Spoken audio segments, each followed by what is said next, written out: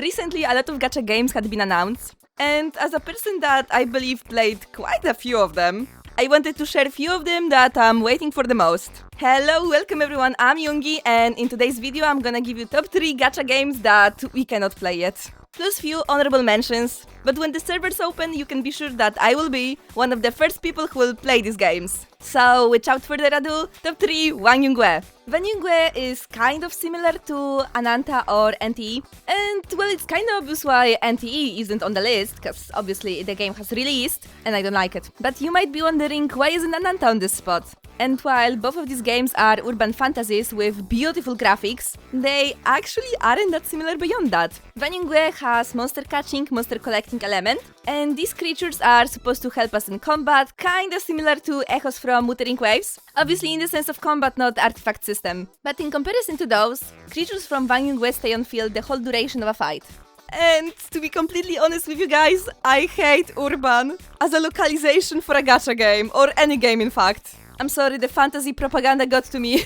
But one thing the game does incredibly well, and I respect it a lot for it, is streetwear. Keymaster, which is our main character, regardless of what gender you play, wears very loose clothes, with many pockets, which is not only practical for someone who's supposed to be catching some mythical creatures, because I suppose they have to store somewhere the equivalent of Pokeballs, but it's also something that I could actually see on the streets. Or at least imagine that I could see it. I mean, obviously in-game it's kind of over the top, because it's only 3D models, but you know what I mean. Except few of the designs, most of them look very practical and well suited for the setting of the game.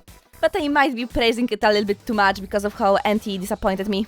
But if it would have been only for the designs, I don't think it would have been in my top 3. And what convinced me the most for this game is the fantasy vibe that this game has presented quite recently. Because beyond massive cities and skyscrapers, there is a whole other part to this game. With sea-like forest, rocky human statues, and huge arenas built on ruins. And I would be lying to you if I didn't say that I'm quite curious what will they do with that setup. Additionally, this game has made huge improvements when it comes to the graphics. One of the biggest I have seen actually. And huge respect to the developers for that.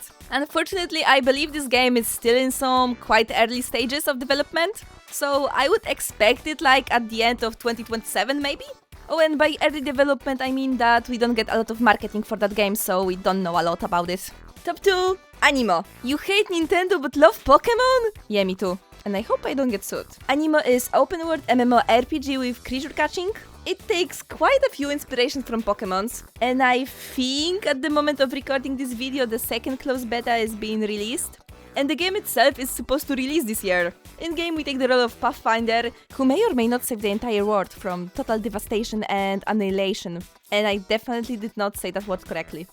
Anyway, even though our main character can be customized, you probably won't see them for too long, because most of the exploration in this game is done through Animos.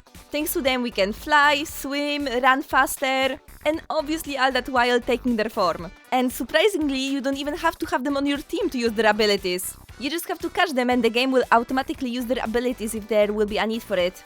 Combat is also mostly correlated with the Animos. And the developers had stated that none of the combat abilities will be locked behind gacha, neither will be power-ups for the Animos. The only thing you can acquire in gacha will be cosmetics. But let's come back to the combat for a second.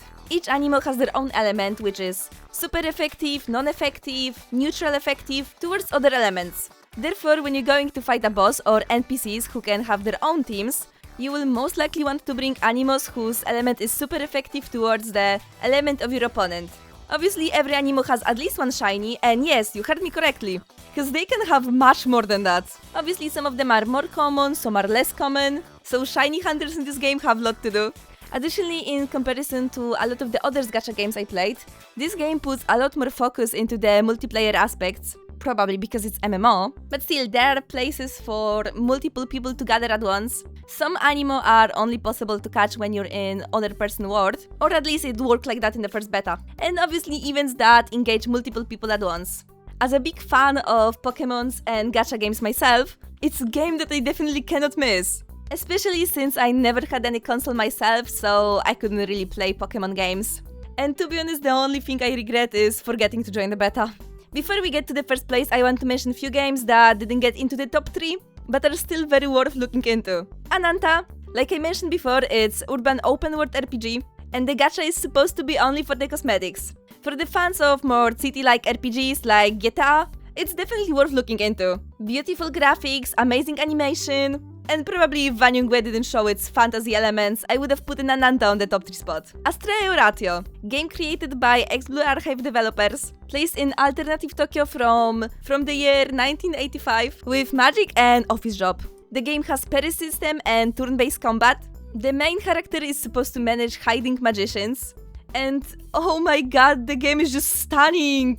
I'm quite curious to how the game will develop, cause we probably won't see it for the next few years. Versepura, another game developed by Hoyo, this time with more realistic graphics. Unfortunately, we managed to get only one trailer, so we don't know much about this game, but it's supposed to be psychological horror, with open world and dynamic combat. I really want to see how Hoyo will do in more realistic setting, and I'm quite optimistic about the horror element cause I know they can do it well. And the last game I want to mention before the first place, Aether Down, game developed by ex-Wuthering Waves and Arknight's developers, and obviously both of the games are amazing, so I'm expecting quite a lot from it. Unfortunately, the only things we got so far were like 4 pictures, so I didn't even bother thinking about putting it somewhere in the top 3 spots. But it's definitely a game worth putting your eye on.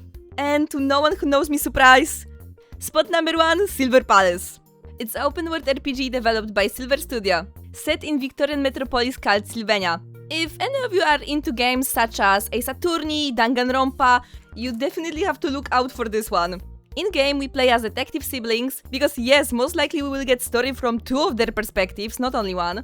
Obviously, as a detective, you will take on crime cases. You will have many different ways of searching up clues, such as, but not limited to, dissecting corpses, eavesdropping on people, and as I said, quite few more. Like literally ever since the first trailer, I have obsession on this game. Each day since they started releasing drip marketings for the characters, I'm just waiting till 5 o'clock in my country when they drop the drip marketing, and if they don't, I just cry. And don't even ask how I will feel if I don't get into the beta. Obviously the scenery of the game is stunning. From what I know, this aesthetic is called gothic fantasy, and like, I am alternativka. How the hell I'm not supposed to get in love? Combat is for the most part focused on the parry mechanic, but you can still do the normal dodges. Each character possessed one of the 8 elements, which one of them hasn't been announced yet, but the ones that we know about are fire, ice, electricity, gravity, radiation, so yes, we can be toxic, and metal. Exploration is also setting up to be quite the fun. On the world we can travel through horses who can also fly, and some vehicles. And I didn't even mention the designs that are over the top amazing. Like, just look at them! Obviously, all of the characters have very detailed models that are very well suited for the whole aesthetic of the game. Additionally, during combat, some elements of the outfits, or even half of them, can change. So it's like getting 2 characters in one.